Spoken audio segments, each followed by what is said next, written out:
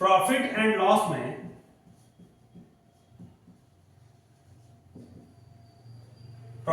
Loss में हमने discuss किया था profit loss, profit percent, loss percent, इन सारी चीजों के बारे में हमने डिस्कस किया है। की एलिमेंट्स के जो एलिमेंट्स हैं उसमें क्या पेंडिंग रहता है हमारा? Cost price,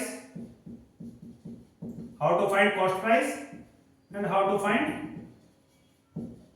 selling price.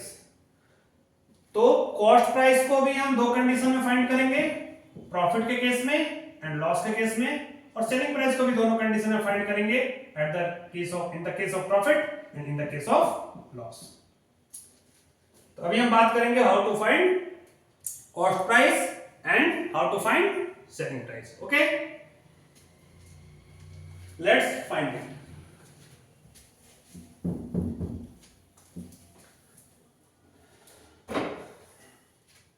इससे पहले हम देखेंगे formula to find profit, cost price and selling price, फिर देखेंगे question. Okay, to find selling price when got profit, to find selling price when got profit। Selling price find करेंगे जब हमें profit हो रहा हो तब जब हमें प्रॉफिट हो रहा हो तब हम सेलिंग प्राइस को किस तरीके से फाइंड करेंगे इसको देखते हैं। देन सेलिंग प्राइस का फॉर्मूला होगा 100 प्लस प्रॉफिट परसेंट। अभी यहां पे मैं डिस्कस करूंगा अभी profit percent into cost price divided by 100 in the case of profit.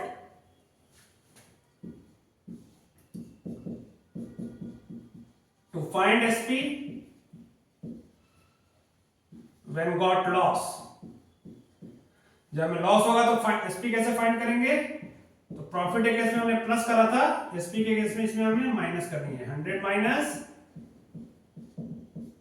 Loss percent into cost price by 100। Okay, ये फॉर्मूला है in the case of profit and in the case of loss how to find selling price. This is the formula. तो बच्चे यहां ध्यान दोगे कि यहां पे एक वर्ड हम यूज कर रहे हैं प्रॉफिट परसेंट के लिए, प्रॉफिट परसेंट। यहां ध्यान दोगे हमने लिखा है प्रॉफिट परसेंट, तो ये बेटा क्वेश्चन में मेंशन होगा कि हमने कोई ऑब्जेक्ट इतने में खरीदी, उसमें हमें 10% का लॉस हुआ या फिर हमने 12% का प्रॉफिट हुआ, ऐसा क्वेश्चन में मेंशन होगा। तो ये 10 और 12 जो है एज इट इज इस फॉर्मूला में मेंशन हो जाएगा, उसमें बाय 100 करने की नीड नहीं है। मैंने अभी बताया आपको कि परसेंट को फ्रैक्शन में कैसे कन्वर्ट करते हैं, उसके लिए ऑलरेडी यहां पे बाय 100 दिया हुआ है, तो वहां पे कुछ करना नहीं है आपको। जितना परसेंट क्वेश्चन में मेंशन किया है एज इट इज आपको उसको 100 में प्लस भी कर देना है या फिर माइनस कर देना है। उस पर ज्यादा दिमाग लगाने की जरूरत नहीं है, उसमें फ्रैक्शन में कन्वर्ट करने की जरूरत नहीं है, डायरेक्ट आपको फॉर्मूला पे उसको पुट करना है। ये इंपॉर्टेंट चीज है जिसको मुझे बताना था, अभी मैंने बता दिया आपको। तो प्रॉफिट परसेंट क्वेश्चन में मेंशन हो या लॉस परसेंट क्वेश्चन में मेंशन हो, डायरेक्ट आपको यहां पे पुट करनी है। आई बात समझ? तो ये दो फॉर्मूला है, how to find selling price and how to find cost price. Okay, question लेते हैं।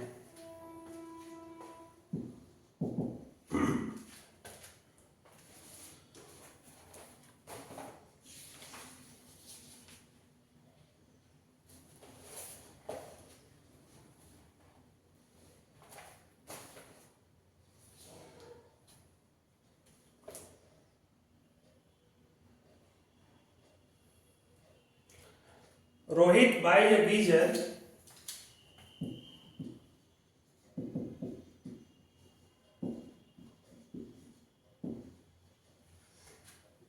मेरा स्पेलिंग थोड़ा एरर जाता है ना, इसलिए स्पेलिंग पे ज्यादा फोकस नहीं करोगे, यहीं पे गलत हो गया। Rohit buy a geyser for rupees 3680 for rupees 3680 एक बुक का क्वेश्चन है वहीं से ले रहा हूं and sell it at a gain of and sell it at a gain of 7 whole 1 by 2%. For how much does he sell it? For how much does he sell it? Rohit buy a geyser. Rohit क्या कर रहा है? Geyser को खरीद रहा है. तो at what price? Which we bought an object, which we bought an article, which we bought a geyser is called its cost price. यहाँ लिखेंगे cost price of geyser. इतनी बात तो समझ आएगी कि जितने में वो खरीद रहा है उसके लिए कौन सी प्राइस का लाएगी? कॉस्ट प्राइस का लाएगी. कितने में खरीदी उसने? 3680 रुपीज में खरीदी और उसको यहाँ पे क्या हो रहा है बेटा? गेन हो रहा है. तो ध्यान रहे मेरी बात, गेन हो लिखे या फिर प्रॉफिट लिखे दोनों एक ही बात है. गेन और प्रॉफिट दोनों एक ही बात है. तो यहाँ पे गेन परसेंट हो रहा है. कितने परसेंट हो रहे हैं? 7 whole 1 by 2%. बच्चे फ्रैक्शन देखकर थोड़ा डरते हैं तो फ्रैक्शन में बेटे डरना नहीं. गेन कितनी हो रही है? 7 whole 1 by 2%. ये कितने परसेंट हो जाएंगे एक्चुअल में? 7 2 जा 14 और 1 15 by 2%. आपकी मर्जी है, आप चाहो तो इसको डेसिमल में यहीं पे कन्वर्ट कर लो 7.5%. आपकी मर्जी है, आप फ्रैक्शन लेकर के बनाओ या फिर डेसिमल को लेकर के बनाओ, कोई दिक्कत नहीं है. लेकिन डेसिमल कर लोगे तो आई थिंक थोड़ा इजी हो जाएगा. फ्रैक्शन के मैटर से बचोगे अगर डेसिमल कर लोगे तो. So we need to find here how much does he sell. तो सेलिंग प्राइस हमें चाहिए. इसके लिए गीजर के लिए सेलिंग प्राइस चाहिए. तो सेलिंग प्राइस का formula at the when in the case of profit 100 plus profit percent. हम क्या करेंगे? 100 प्लस प्रॉफिट परसेंट. कितना परसेंट है? या तो हम उसको 15/2 लिखें या फिर 7.5 लिखें. आपकी मर्जी. हम 15/2 ही लेकर चलते हैं. थोड़ा सा लेकर चलते हैं. 15/2 परसेंट लगा हुआ है, हम इसमें कोई छेड़छाड़ नहीं कर रहे हैं. देख लो एज इट इज हमने लिख दिया into cost price 3680 divided by 100. अब मैटर यहां आकर फंस जाता है. बहुत सारे बच्चों का कैलकुलेशन वीक है, बेसिक्स वीक होने की वजह से. उन बच्चों को थोड़ी मेहनत करनी पड़ेगी बेसिक्स पे. फ्रैक्शनल एडिशन पे, सब्ट्रैक्शन पे उनको मेहनत करनी पड़ेगी. बेटे ये एडिशनल टॉपिक है, इस पे हम अलग से वीडियो क्लियर कर देंगे बना करके. How to find, how to add, how to subtract. Okay, so now we need to add here. 100 plus 15/2 करोगे कितना हो जाएगा? यहाँ पे एलसीएम लोगे तो हो जाएगा 2. 100 2 जा 200 प्लस 15 by 100. यहाँ पे इंटू कितना है? 3680. जब तक ये प्लस वाला मैटर ना हटे ना तब तक रिड्यूस करने की मत सोचना. प्लस वाला मैटर पहले खत्म कर लो, एट लास्ट हम रिड्यूस कर लेंगे. ये हो जाएगा आपका 215/2 इंटू 3680 बाई 100. हम क्या, अब एडिशन का मैटर खत्म हो गया. अब हम यहां पे इसको रिड्यूस कर लेंगे. 0 से 0 कैंसिल, 2 से कैंसिल कर लेंगे 368 को. 1 2 8 जा 16 and 2 4 जा 8. 184. 215 into 184. यहाँ पे क्या आया? 215 into 184 divided by 10. कैंसिल अगर करें या कैंसिल नहीं भी करें, डिनोमिनेटर में 10 हो, 100 हो, 1000 हो, इस कंडीशंस में डेसिमल पुट करना ज्यादा आसान होता है. तो कट नहीं करेंगे, मल्टीप्लाई कर लेंगे. 215 को 184 से. 215 4 जा 860. 215 8 जा 1720 and 215 at last. 0 6 8 2 10 5 15 का 5 कैरी 1 718 और 19 213. ओके, सो 39560, देखो यहाँ तो डेसिमल भी नहीं करना पड़ा, 39560 अपॉन 10, 00 फिर वापस कैंसिल हो जाएगा, तो 3956 is the selling price. Now Rohit sell the geyser at rupees 3956. 3680 में खरीदा कॉस्ट प्राइस, और सेलिंग प्राइस कितना आया 3956. इस कंडीशन में हम देख पा रहे हैं कॉस्ट प्राइस से सेलिंग प्राइस क्या है, ज्यादा है. तो जब भी आपको प्रॉफिट होगा तो कॉस्ट प्राइस से सेलिंग प्राइस ऑलवेज ज्यादा होगा. Got it? इस टाइप के क्वेश्चंस आते हैं जो क्वेश्चंस हमें सॉल्व करने हैं, जिसमें आपको प्रॉफिट परसेंट हो सकता है दिया हुआ, लॉस परसेंट हो सकता है दिया हुआ. इस पे आपको देखना है क्या डिमांड है क्वेश्चन का. क्वेश्चन का जैसा डिमांड होगा आपको अप्रोच भी उसी तरीके से उस पे करनी है. जैसा डिमांड है, जैसा रिक्वायरमेंट है, वैसे रिक्वायरमेंट फुलफिल करनी है. जिस फार्मूला की रिक्वायरमेंट है वही फार्मूला वहां पे पुट करना है बेटे. इसमें ध्यान रहे फार्मूलाज आपको याद होने चाहिए at any cost. Got it?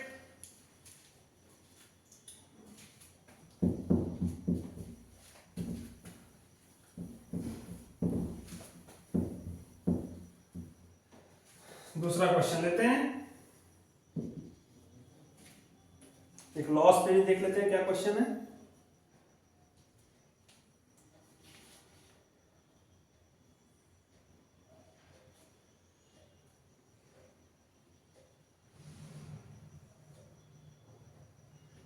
On selling a table for rupees 1964,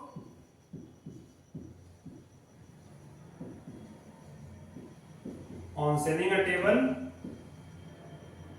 rupees 1964,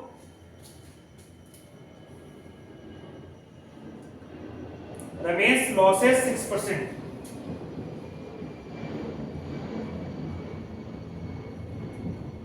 Ramesh losses 6%. For how much did he purchase it?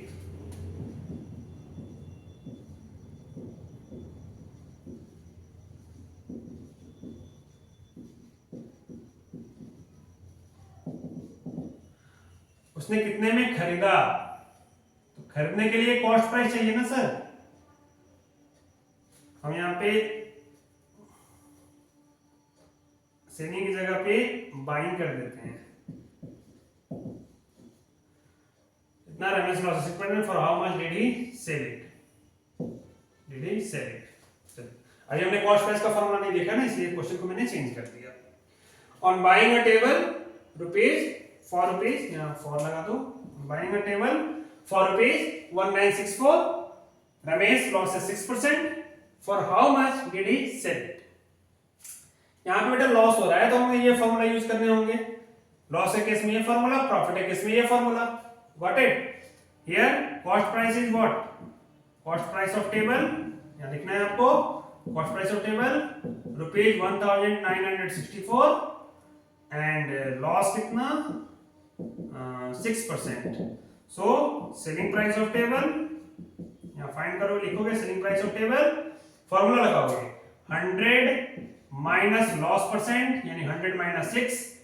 Loss percent तो लगा हुआ ना, इसलिए परसेंट का परसेंट यहाँ लगा हुआ है, केवल हम यहाँ 6 यूज करेंगे. ये इस तरीके से भी समझ सकते हो. 100 minus 6 into cost price 1964 upon 100.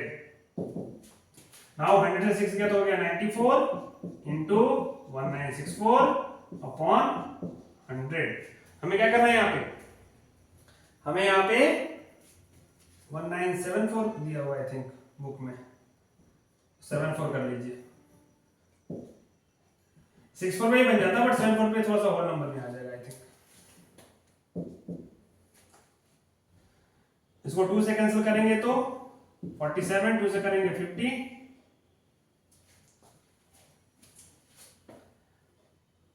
या मल्टीप्लाई कर लेते हैं, छोड़ो, नीचे में 100 है ना, तो वहां पे ज्यादा आसान होगा आपको कैलकुलेट करने में. 1974 मल्टीप्लाइड बाय 94, 4 से 28 और 129 2 9 कैरी 2 4 9 36 और 2 38 कैरी 3 4 1 4 1 3 7 9 4 36 9 7 63 और 3 66 9 9 81 और 6 87 9 1 9 और 8 17 6 9 6 15 8 6 14 और 1 15 7 14 और 1 15 18,000 18 5 5 5 6 अपॉन 100 है तो दो प्लेस प्लेसमेंट डालना ज्यादा आसान है 1855.56 इतने रुपीज में क्या करेगा वो उसे सेल करेगा। अगर रमेश खरीद रहा है 1974 में और उसे अगर 6% का लॉस हो रहा है, जाहिर सी बात है जब लॉस होगा तो हमारा जो प्राइस है वो क्या आएगा, सेलिंग प्राइस कॉस्ट प्राइस से ऑलवेज कम आएगा। तो देखिए बेटा यहाँ पे 1974 आपका कॉस्ट प्राइस है और यहाँ पे आपका जो लॉस है वो कितना है, सॉरी सेलिंग प्राइस कितना है 1855.56 rupees, that is the less than 1974। Got it.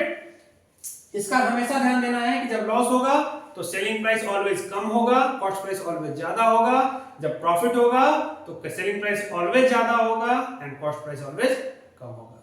बिल्कुल अच्छे से समझिए इसको, है ना। इस टाइप के क्वेश्चंस को इसी तरीके से आपको सॉल्व करने, अप्रोच ही क्वेश्चन पे ऐसे ही डालने हैं कि कैसे फॉर्मूला हम वहां पे अप्लाई करेंगे। Got it. अब आते हैं हम लोग फॉर्मूला चेंज करते हैं, हम देखेंगे how to find cost price. अभी हमने डिस्कस करा how to find selling price, now find how to find cost price. So to find cost price, पहला condition when got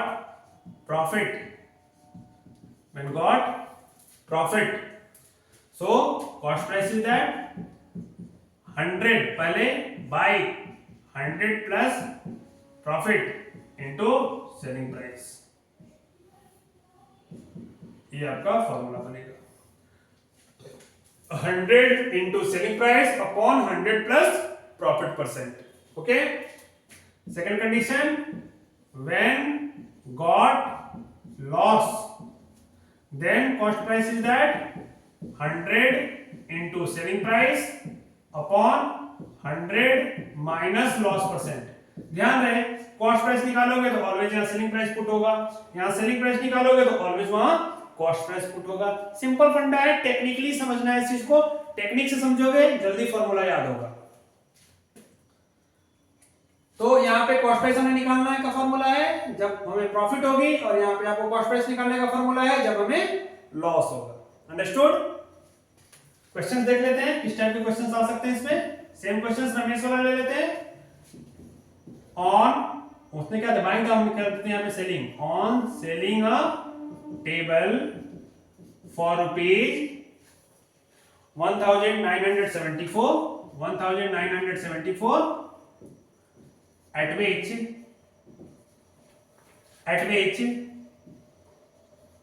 Ramesh losses 6%, find it selling price, find it cost price, sorry उसने तो बेचा ही है table ना, रमेश ने table को 1974 rupees में बेच दिया, उस पे उसको 6% का लॉस हो गया। बताइए उसने टेबल खरीदा कितने में था। यहां पे हमें क्या फाइंड करना है, खरीदा कितने में, at what price Ramesh bought this table. Got it. So we need to find here cost price.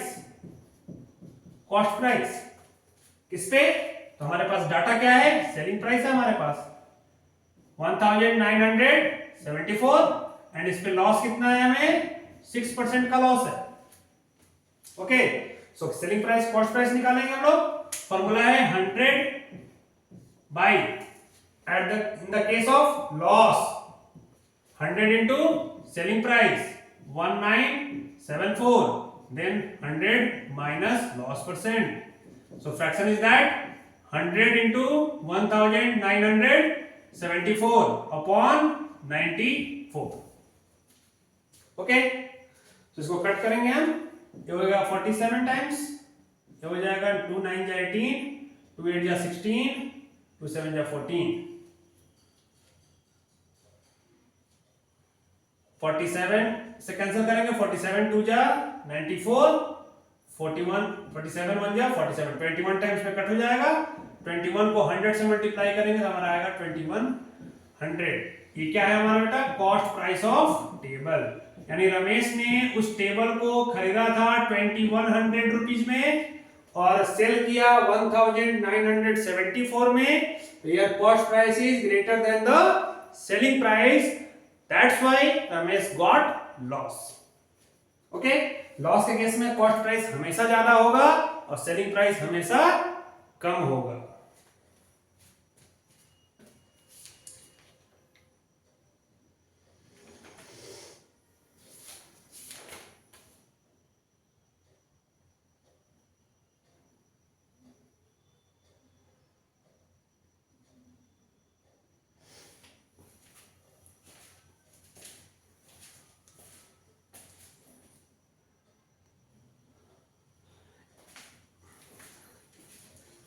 एक और इंपॉर्टेंट चीज हमको देखना है, ओवरहेड एक्सपेंसेस। ओवरहेड एक्सपेंस का मतलब ये हुआ, ओवरहेड एक्सपेंस को मैं नॉर्मल लैंग्वेज में आपको समझाता हूं।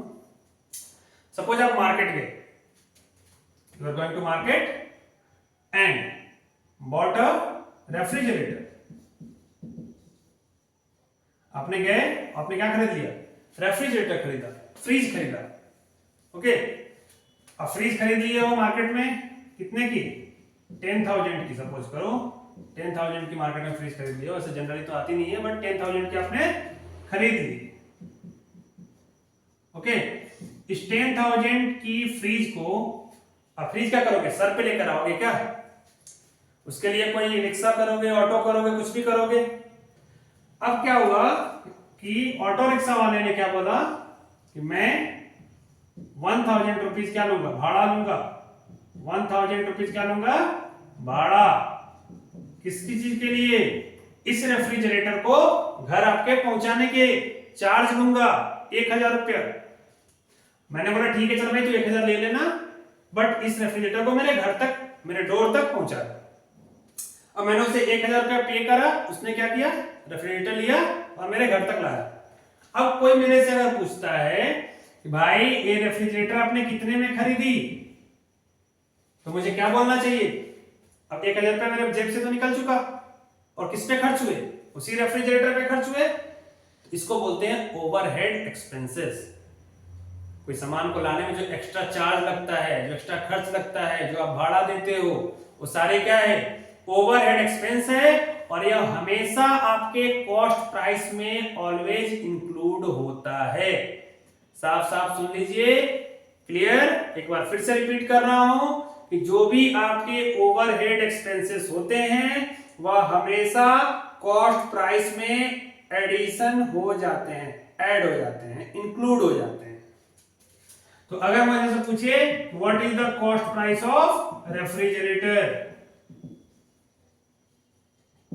हम बोलेंगे 10,000 के। तो भाई मैंने शॉप से लिए थे, 1000 रुपये उसमें भाड़ा लग गया, तो टोटल खर्च हमारा, टोटल एक्सपेंस हो गया कितना? 11,000 रुपये हो गए। 11,000 में मेरे इस रेफ्रिजरेटर पे पूरे के पूरे पड़े हैं। अब मुझे अगर इसमें अगर मुझे प्रॉफिट चाहिए तो मैं क्या करूंगा? 11,000 तो मेरे जेब से निकले ना। अब 11,000 से मैं ज्यादा में बेचूंगा तो मुझे प्रॉफिट होगा, कम में बेचूंगा तो मुझे लॉस होगा। तो वहां पे CP treated as 11,000, not for 10,000। 10,000 आपने शॉप में पे करे, 1,000 रुपए लाने में खर्च हो गए, तो अब सीपी कितना हो गया? 11,000। तो दिमाग में हमेशा रखिए कि overhead expense always cost price में ऐड हो जाएगा। यही बात आपको बतानी थी। तो कई भी क्वेश्चन में आपको बोलता है कि इतने में मैंने खरीदा, इतना ओवरहेड एक्सपेंस लगा, या इतना भाड़ा लग गया, या इतना मैंने किसी को दे दिया, तो सारे के सारे उस काम में ही इंक्लूड हो जाएंगे जो काम आप करने गए हो। चाहे फ्रिज लेने गए हो, वॉशिंग मशीन लेने गए हो, पलंग लेने गए हो, चेयर लेने गए हो, जो लेने गए हो, तो प्राइस किसमें ऐड हो जाएगा? उसी ऑब्जेक्ट की कॉस्ट प्राइस में ऐड हो जाएगा। और उसी को एज अ कॉस्ट प्राइस आपको ट्रीट भी करना है क्वेश्चन सॉल्विंग में। जब आप प्रॉब्लम सॉल्व करोगे तो तो उसको एज अ कॉस्ट प्राइस ही ट्रीट करना है, कॉस्ट प्राइस में मर्ज करके, ऐड करके। ओके, तो प्रॉफिट एंड लॉस में हमने देख लिया कि how to find profit percent, how to find loss percent, how to find profit, how to find loss, how to find cost price and how to find selling price at both cases, at profit and at loss. Got it? इस पे कुछ questions हैं जो हम लोग करेंगे, है ना, नेक्स्ट वीडियोस में। Okay, got it, thank you.